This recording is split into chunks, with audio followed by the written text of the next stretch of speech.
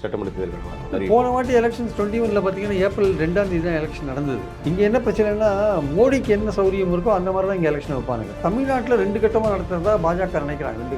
2 கட்டமாக நடத்தினா யாருக்கு சார்? இன்னொன்று வேணால் அன்புமணி அல்லது வந்து வாசன் அல்லது தேமுதிக 3 பேரில் ஒருத்தர் கொடுக்கணும். யாரை ஏமாற்ற போகிறாங்கன்னு தெரியாது. மீதி 20 சார். ஒருவேளை அன்புமணிக்கு என்றால் டிடிவி, வாசனுக்கு என்றால் அன்புமணி, அவங்கள 2 பேரும் ஏமாற்றணும். திமுகவுக்கு ஒன்றும் பிரச்சனை கிடையாது. அவங்க தேமுதிக கொடுக்குறது 26 சட்டமன்ற தொகுதி தேர்தல் அந்த தொகுதி பங்கீடு சிக்கல்களோட இப்போ அதை விட ராஜ்யசபா தொகுதி சிக்கல் தான் ஜாஸ்தியாக இருக்குது. காங்கிரஸ் தேமுதிக 2 அதுதான் தேமுதிகவோட வருகை கொஞ்சம் இந்த சிக்கல் இருக்கு. அவங்க தான் அந்த சைடு தான் கொஞ்சம் அதிகமாக பேசு. இந்த வாட்டி அதை மாற்றணும்னு நினைக்கிறார் எடப்பாடி. அவருக்கும் தம்பித்துறைக்கும் சரியா ரிலேஷன் சரியில்லை. அதனால் அவர் மாற்றணும்னு நினைக்கிறாரு. அது நடக்குமா நடக்காதா? அது கிருஷ்ணகிரியில் கூட போட்டு இதனால் வந்து கசப்பு வருமா 2 பேருக்குள்ள எடப்பாடிக்கும் தம்பித்துறைக்கும் ஒரு மோதல்.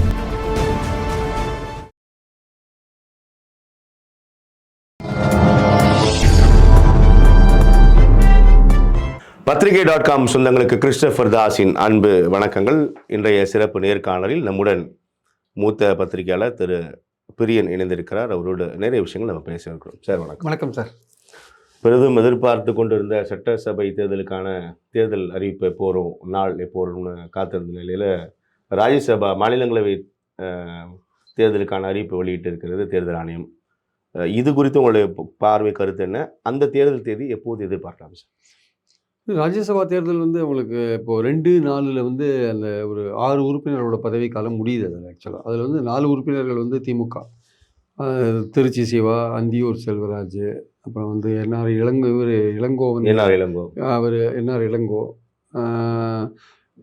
இவர் கனிமொழி சோமு, இவங்களோட பதவிக்காலம்லாம் முடியுது. அதே மாதிரி ஜிகே வாசன், தம்பித்துறை, இவங்க பதவிக்காலம் முடியுது. ஸோ இந்த 6 வேகன்சிக்கு இப்போது எலெக்ஷன் நடக்குது.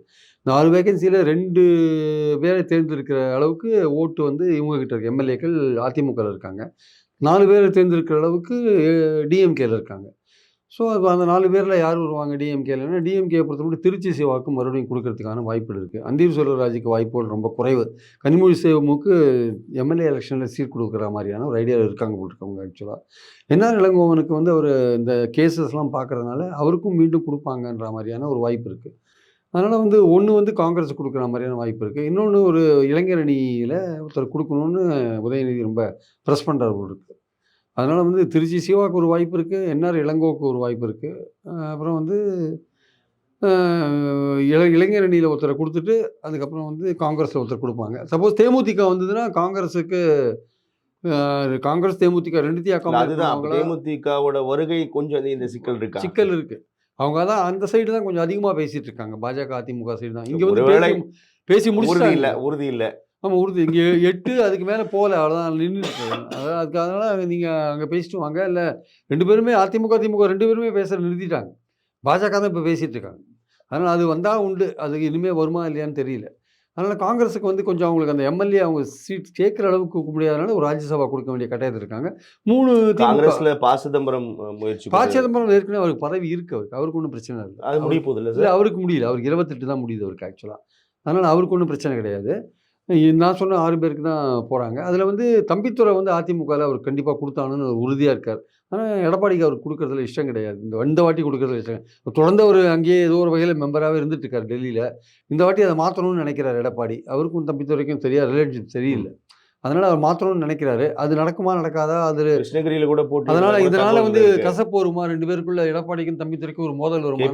கிருஷ்ணகிரியில் கூட அவர் களம் கண்டு கொண்டிருப்பதாக கூட தகவல். ஆமாம் ஆமாம், தம்பித்துறை. ஆமாம். அதாவது அவரை பொறுத்த மட்டும் அவர் இனிமேல் வந்து இப்போ ஏற்கனவே ராஜ்யசபா மெம்பர் தானே இருக்கார். ஆமாம், அவருக்கு அவரோட பதவி காலம் முடிஞ்சு போச்சு. இனிமேல் அவர் வந்து எம்எல்ஏவாக கண்டெஸ்ட் பண்ணணும்.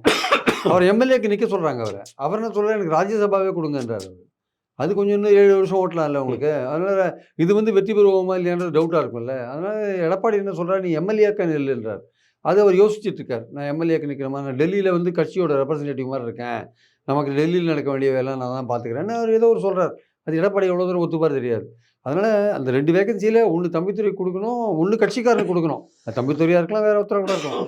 இன்னொன்று வந்து அவங்க தேமுதிகவுக்கு ரிசர்வ் பண்ணணும். உறுதியாக ஒன்று ஹோல்ட் பண்ணுவாங்களா சார்? கட்சிக்காரங்க உறுதியாக ஆகணும். கட்சிக்காரனுக்கு ஒன்று உறுதியாக கொடுத்தாகணும், இல்லாட்டி அது பிரச்சனையாகும். ஆமாம். இன்னொன்று வேணால் அன்புமணி அல்லது வந்து வாசன் அல்லது தேமுதிக 3 பேரில் ஒருத்தர் கொடுக்கணும். யாரை ஏமாற்ற போகிறாங்கன்னு தெரியாது. மீதி 2 சார். ஒருவேளை அன்புமணிக்கு என்றால் டிடிவி, வாசனுக்கு என்றால் அன்புமணி, அவங்கள 2 பேரும் ஏமாற்றணும். 3 பேரில் தினகரனுக்கு வந்து பாஜகவே கொடுக்கறதா சொல்கிறாங்க. பட் அந்த கமிட்மெண்ட் தான் சார் வந்திருப்பாங்க அவங்க. ஆமாம், தினகரனுக்கு பாஜக கமிட்மெண்ட் கொடுத்துருக்கிறதா சொல்கிறாங்க. வேறு மாநிலங்கள்லேருந்து. வேறு மாநிலங்கள் அது எவ்வளோ தூரம் அவங்க பண்ணுவாங்கன்னு சொல்ல முடியாது. ஏன்னா வேறு மாநிலங்கள்லேருந்துலாம் பண்ணுறது சாதாரண விஷயம் கிடையாது. இப்போ முருகனுக்கும் நிர்மலா சீதாராமனுக்கும் பண்ணியிருக்காங்க, மிந்தி திருநாவுக்கரசருக்குலாம் பண்ணியிருக்காங்க, இலகணேசனுக்குலாம் பாஜக பண்ணாங்க. நினைத்தால் செய்து விட முடியுமல்ல? ஆமாம், பாஜக நினச்சா பண்ணலாம். பட் ஆனால் இன்னொரு மாநிலத்தில் போயிட்டீங்கன்னா அங்கே இருக்கிறவங்களோட வாய்ப்பு பாதிக்குது இல்லை. அங்கே இருக்கிற கட்சிக்காரன் சும்மா இருப்பானா? தமிழ்நாட்டில் இருக்கிற ஒரு விஷயத்துக்காக நீங்கள் அங்கே வந்து பண்ணீங்கன்னா எங்கள் வாய்ப்பு பாதிக்குதுன்னு அவன் கத்த மாட்டானா? ஸோ அந்த லோக்கல் இன்ட்ரெஸ்டையும் பார்க்கணும் இல்லை. ப. சிதம்பரம் வேறு மாநிலத்தில். ப. சிதம்பரம் மகாராஷ்டிராலேருந்து ஒரு தடவை பண்ணார். அப்புறம் 21 இங்கேருந்து தான் வந்தார். இங்கே தமிழ்நாட்டிலேருந்து அவர் தேர்ந்தெடுக்கப்பட்டார். அவர் 28 வரையும் பதவிக்காலம் இருக்குது. அவருக்கு ஒன்றும் பிரச்சனை கிடையாது. ஸோ அதனால் வந்து அதிமுகவுக்கு இது ஒரு சேலஞ்சிங்காக இருக்குது. அதிமுகவுக்கு இந்த 2 வேகன்சியை ஃபில்அப் பண்ணுறது ஒரு சேலஞ்சிங்காக இருக்கிறத பார்க்குறோம். கூட்டணியோடு சம்மந்தப்பட்டிருக்கு இந்த வேகன்சியை ஃபில்அப் பண்ணுறது. அதுதான் விஷயம். கூட்டணியோட லிங்க் ஆகிருக்கு. இது இந்த கூட்டணியோட லிங்க் ஆகிருக்கிறதுனால அதிமுக வந்து ஏதோ ஒரு டிசிஷன் எடுக்க வேண்டிய கட்டாயத்துக்கு தள்ளப்படுறாங்க. இந்த 2 வேகன்சியில் ஒன்று வந்து கட்சிக்காரனுக்கு கொடுத்தா கூட ஒன்று யாருக்கு? இப்போ அன்புமணி அப்படின்னா அன்புமணி கொடுக்கலன்னா அவருக்கு வருத்தம் இருக்கும். ஜிகே வாசன் அவர் மோடி ரெக்கமெண்டேஷன் உள்ளே வந்தவர், அவருக்கு கொடுக்கலன்னா அவருக்கு வருத்தம் இருக்கும். அதனால் வந்து தேமுதிகவுக்கு கூட்டணி கட்சி கொடுக்கலன்னா அவருக்கு வருத்தம் இருக்கும். பாமகவும் கூட்டணி தான் இருந்தாலுமே இந்த 3 பேரில் யாருக்கு? ஏற்கனவே தேமுதிகவை அதிமுக ஏமாற்றிருக்காங்க. 25 கொடுக்குறேன்ட்டு 26லையாவது கொடுத்தானோ. இப்போ அந்த உறுதிமொழி வராதனால தான் அந்த அணி அமைப்பு லேட்டாகுது ஆக்சுவலாக வந்து. ஸோ என்ன பண்ண போகிறார் அதிமுக? இப்போ இந்த எலெக்ஷனை போஸ்ட்போன் பண்ண முடியுமான்னு ட்ரை பண்ணி பார்த்தாங்க பாஜக. இது ஒரு சிக்கலான விஷயமா இருக்கே, இது தள்ளி போட்டானே, எலெக்ஷனுக்கு அப்புறம் தள்ளி போட்டானேன்ட்டு அவன் சொல்லிட்டான். இந்த அசம்பிளியோட ஆயுள் முடியறதுக்குள்ளே வச்சானோ. ஏன்னா ஓட்டு போடுறவன் யார்? இந்த அசம்பிளிக்கு தேர்ந்தெடுக்கப்பட்டவன் தானே போடுறான். அதனால் அவன் இந்த பதவி காலத்துக்குள்ளே அவன் தேர்ந்தெடுத்தான். அவனுக்கான உரிமை அதில் அடங்கியிருக்கு. நாளைக்கு அவனை கோர்ட்டில் போய்ட்டு நம்மளை கேள்வி கேட்பான். அதனால் முடியாது. அதனால் வந்து இந்த அசம்பிளியோட பதவி காலம் மே 10 முடியுது ஆக்சுவலாக. ஸோ மே 10க்குள்ளே புது கவர்மெண்ட் ஃபார்ம் ஆகணும். அப்போ நீங்கள் வந்து இந்த இதுக்குள்ளே நீங்கள் எலெக்ஷன் நடத்தி ஆகணுன்ட்டு அவன் அனௌன்ஸ்மெண்ட் கொடுத்துட்டான் தேர்தல் கமிஷன். அப்போ பார்க்கணும், இனிமேல் வெயிட் பண்ணி. இந்த ராஜ்யசபா வந்து அலையன்ஸோட லிங்காக இருக்கிறதுனால அதிமுகவுக்கு ஒரு பெரிய சவால் காத்துட்ருக்கு. இதில் திமுகவுக்கு ஒன்றும் பிரச்சனை கிடையாது. அவங்க தேமுதிக வந்து கொடுக்குறதா இருக்காங்க. இப்போ 26 சட்டமன்ற தொகுதி தேர்தல் அந்த தொகுதி பங்கீடு சிக்கல்களோட இப்போ அதை விட ராஜ்யசபா தொகுதி சிக்கல் தான் ஜாஸ்தியாக இருக்குது. இப்போ அதை ஒதுக்குறது தான் பெரிய சிக்கலாக இருக்கும் போல இருக்குது.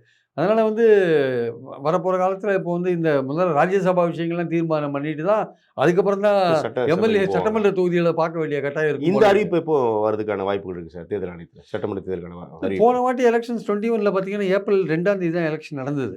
அப்புறம் வந்து மே 2 3 தான் வாக்கு எண்ணினாங்க. இங்கே என்ன பிரச்சனைனா மோடிக்கு என்ன சௌரியம் இருக்கோ அந்த மாதிரி தான் இங்கே எலெக்ஷன் வைப்பானுங்க. அவங்க என்ன நினைக்கிறானுங்க, வெஸ்ட் பெங்காலில் 7 கட்டமாக நடத்துவானுங்க, 7 கட்டமாக 8 கட்டமாக நடத்துவானுங்க. ஏன்னா அங்கே கேட்டால் பாதுகாப்பு அது இதுன்னுவானுங்க. அந்த 7 கட்டமாக நடத்தும் போது அதோட முதல் கட்டத்தோட தமிழ்நாட்டை நடத்திட்டாங்கன்னா இங்கே பொட்டியை வாங்கி ரூமில் பூட்டி 1 மாதம் வச்சுட்டு இருப்பானுங்க. அப்போ இவங்க என்ன சொல்கிறாங்க, அந்த 7வது கட்டம் இருக்குல்ல, அதில் 7வது நடந்துச்சு 21 அப்படி தான் நடந்துச்சு. 1 மாதம் இங்கே பெட்டியை வச்சுட்டாங்களே. ஏப்ரல் 2 நடந்தது. அப்புறம் மே 2 3 தான் வாக்குப்பதிவு எண்ணினாங்க வாக்கு. அப்புறம் மே 7 தான் ஒரு பதவி ஏற்றுட்டார் நினைக்கிறேன். மே 7 10 தான் பதவி ஏற்றுட்டார். ஸோ அந்த மாதிரி இருக்கும்போது அங்கே வெஸ்ட் பெங்கால் அஸ்ஸாம்லேயும் 3-4 கட்டமாக நடக்கும். கேரளாலையும் தமிழ்நாட்டையும் ஒரே கட்டமாக நடக்கும். புதுச்சேரிலையும் ஒரே கட்டமாக நடக்கும். அப்போ அஸ்ஸாமுக்கும் வெஸ்ட் பெங்காலுக்கும் நீங்கள் பல கட்டமாக நடக்கும்போது அதில் வந்து வெஸ்ட் பெங்காலுக்கு தான் அதிகமாக பல கட்டங்கள் நடக்கும். அப்போ அதில் கடைசி கட்டத்தில் நீங்கள் கேரளா, புதுச்சேரி, தமிழ்நாடு வைக்கணும். ஆனால் அவங்க அப்படி வைப்பாங்களான்னு தெரியல. முதல் கட்டத்திலேயே வச்சு முடிச்சுட்டு அஸ்ஸாம்லேயும் வெஸ்ட் பெங்கால்லையும் பிரதமருக்கு இப்போ நிறைய பிரச்சாரம் பண்ணுறதுக்கான வாய்ப்புகள் கொடுக்கறதுக்காக அதை கொஞ்சம் தள்ளி போட்டு லேட்டாக வைப்பாங்க அப்படின்ற மாதிரி. இதெல்லாம் முடிச்சுட்டு அவர் அங்கே போகிற மாதிரி, இல்லை தமிழ்நாட்டிலேயே 2 கட்டமாக வைக்கிற மாதிரியான ஒரு ஐடியாவும் வச்சுருக்காங்களாம். பிரதமர் ரொம்ப அதிகமாக பிரச்சாரம் பண்ணுறதுக்கு வாய்ப்பு கொடுக்கணுன்றதுக்காக தமிழ்நாட்டிலே 2 கட்டமாக நடத்தினான்னு. தமிழ்நாடு அமைதியான மாநிலம். தேர்தல் ஆணையம் தானே sir, they has to decide. அவங்க எத்தனை பைசா பண்ணலான்றது அவங்க டிசைட் பண்ணலாம் இல்லையா? அவங்க தான் சார் பாதுகாப்பு படைகளை அனுப்புறது போகிறது, செக்யூரிட்டி அதிகாரிகள். இப்போ வந்து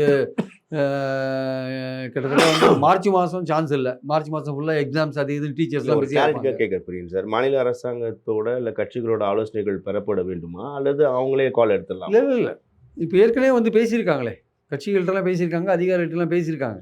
அதனால் அவங்களே வந்து கால் எடுத்துப்பாங்க, ஒன்றும் ப்ராப்ளம் கிடையாது. அவங்க லோக்கல் இப்போ சிஇஓ கூட இப்போ இங்கே இருக்கிற தேர்தல் அதிகாரி கூட கட்சிகளோடலாம் பேசுவார்.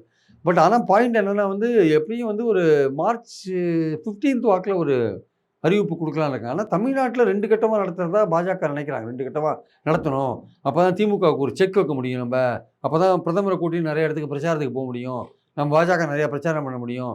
நமக்கும் நிறைய வாய்ப்பு கிடைக்கும். ஒரே கட்டமாக நடத்தினா திமுகவோட நம்மளால் ஃபைட் பண்ண முடியாது. அவங்க 2 கட்டமா நடத்துனா யாருக்கு சார் சாதகம்? சாதகம் இவங்களுக்கு எல்லாருக்குமே அட்வான்டேஜ் தான். அவங்க நினைக்கிறாங்க, பாஜக நினைக்கிறாங்க, திமுக வந்து திமுக காங்கிரஸ் கூட்டணியை வந்து அவங்க பணம் டிஸ்ட்ரிபியூட் பண்ணுறது ஏதாவது பண்ணினாங்கன்னா அதை தடுக்கிறதுக்கு இன்கம் டேக்ஸ் அது இதுன்னு ஏதாவது ஒன்று பண்ணி நிறுத்தணும்ல அவங்கள. ஸோ அந்த தேர்தல் கால கெடுபிடிகளை வந்து ரொம்ப நம்ம பண்ண முடியும், பண்ணுறதுக்கான வாய்ப்புகள் கிடைக்கணும்னா 2 கட்டமாக நடத்தினா முடியும்னு நினைக்கிறாங்க அவங்க ஆக்சுவலாக. அதுக்கு திமுக இதெல்லாம் தெரியாதே இருக்குது. அவங்க என்ன பண்ணணுமோ அதுக்கு முன்னாடியே பண்ணிட்டு போயிடுவாங்க. அவங்க அது என்னென்ன தேவையோ அதை முன்னாடியே பண்ணிட்டு போயிடுவாங்க. அவங்க அப்படி நினைக்கிறாங்க. ஆனால் வந்து 7 கட்டமாக வந்து அவங்க பிரைம் மினிஸ்டரோட வசதி தான். வெஸ்ட் பெங்காலில் அவருக்கு பிரச்சாரம் பண்ணுறதுக்கு நிறைய வசதிகள் வாய்ப்புகள்லாம் அது தேர்தல் கமிஷன் வந்து கிட்டத்தட்ட வந்து ஆளுங்கட்சியோட கைப்பாவை மாதிரி தான் இருக்குது. அது வந்து இன்னும் பெரிய வந்து சுதந்திரமாலாம் செயல்படுற மாதிரி தெரியல. இந்த எஸ்ஐஆர்லேயே பார்த்தோம் நம்ம. இந்த எஸ்ஐஆர்லேயே அது எப்படிலாம் வந்து சுப்ரீம் கோர்ட்டே ஏமாத்துற மாதிரிலாம் அது போச்சு. அது ஆக்சுவலாக வந்து சுப்ரீம் கோர்ட்டும் ரொம்ப தீவிரமாக அதை வந்து கழுத்தில் பிடிக்கல, கையை வச்சு பிடிக்கல. அவங்களும் வந்து ஏதோ ஒரு கட்டத்தில் அப்படியே கண்டுக்காத விட்டாங்க. அது பீகாரில் நடத்தினாங்க. அது வெஸ்ட் பெங்காலில் பல விதமான பிரச்சனைகளோடு போயிட்டுருக்கு. எலெக்ஷனில் என்ன ஆகும்னு சொல்ல முடியாது. ஸோ அதனால் வந்து இவங்க என்ன நினைக்கிறாங்க, பாஜக நம்ம எஸ்ஐஆரில் வந்து அங்கே வெஸ்ட் பெங்காலில் நமக்கு ஏற்றபடி சிலதெல்லாம் பண்ணியிருக்கோம். ஸோ நம்ம பிரச்சாரம் நல்லா பண்ணினா இந்த வாட்டி 77 சீட் தான் இருக்காங்க எதிர்கட்சியில். நம்ம 200 மெஜாரிட்டி வாங்கிடலாம்னு நினைக்கிறாங்க அவங்க ஆக்சுவலாக. 4வது தடவையாக வந்து மம்தா போட்டி போடுறாங்க அங்கே. 4வது தடவையாக வின் பண்ணுறது சாதாரண விஷயம் கிடையாது. 3 தடவை வின் பண்ணுறதே பெரிய விஷயம். 4வது தடவை வின் பண்ணுறது ரொம்ப கஷ்டமான காரியம். அதனால் இவங்களை பொறுத்த மட்டும், பிரதமரை பொறுத்த மட்டும் அவருடைய சௌகரியம் தான் வந்து இங்கே முக்கியம். ஆக்சுவலாக அவருடைய சௌகரியம் தான் இங்கே முக்கியம். அவருக்கு பிரச்சாரம் பண்ணுறதுக்கு ஏற்ற டேட்ஸ் தான் வந்து தேர்தல் கமிஷன் கொடுப்பாங்க. தமிழ்நாட்டில் 2 கட்டமா அப்படின்றது தான் பாயிண்டிங். ஆக்சுவலாக தமிழ்நாட்டில் 2 கட்டமாக வைக்கணும்னு பிஜேபி சொல்கிறாங்களாம். சோதர் பிரைம் மினிஸ்டர் அங்கேயும் இங்கேயும் கூட்டு போகிறதுக்கு வசதியாக இருக்கும் அப்படின்ற மாதிரி சொல்கிறாங்களாம். ஆனால் அது பண்ணுவாங்களா இல்லையா? அப்படி பாஜக விரும்பினா அதை பண்ணுறதுக்கு வந்து தேர்தல் கமிஷன் ரெடியாக இருப்பாங்க. அது பண்ணுவாங்களா இல்லைன்னு தெரியாது. ஆனால் எப்படியும் அனௌன்ஸ்மெண்ட் வந்து நோட்டிஃபிகேஷன் வந்து March 15 வரதுக்கான வாய்ப்புகள் இருக்குது. இந்த கட்சிகள் அதுக்குள்ளேயும் கூட்டணிலாம் ரெடி பண்ணுவாங்கன்னு நினைக்கிறேன் ஆக்சுவலாக. நல்லது சார், நிறைய விஷயங்கள் பேசியிருக்கோம். உங்களோட வருகைக்கும் கருத்து பகிர்ந்து மிக்கிறேன். தேங்க்யூ. நேர்களே மற்றும் ஒரு நேர்காணலில் சந்திக்கலாம். நன்றி, வணக்கம்.